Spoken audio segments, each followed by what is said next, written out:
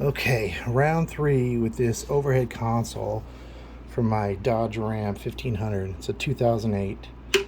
These overhead consoles, like, this thing has been annoying.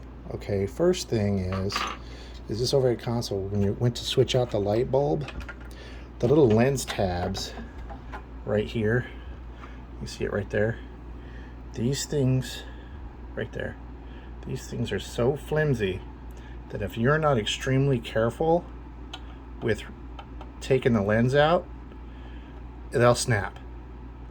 And then there's no recourse but to replace this entire bezel, which I did because I didn't want to F with this again. And I got it off eBay. It was only like $50 or something like that. And I just replaced all the modules. I just put everything back inside there because I just got this outer plastic piece. But that was a pain in the ass because originally the light switch was broken, which is what I wanted to try to fix to begin with. I thought it was a bulb. It wound up being the switch that was broken. So I ordered this new one. It had a new wiring harness in it, but it didn't even make it 3 days before this switch, as you can see, it started separating again and it came apart. I snapped it back together, and every time I press it, it wiggles itself a little further apart. So I went and I found these replacement switches, and I'll leave the part number in the link below, but they're not sealed together. They're snapped together with these little snaps. You can see them. You can pull these apart. And basically what I'm going to wind up doing is I'm going to strip these wires back, and I'm going to plug them into the new switch when I take the backing off, and I'm going to solder them in place, and hopefully that'll take care of this switch.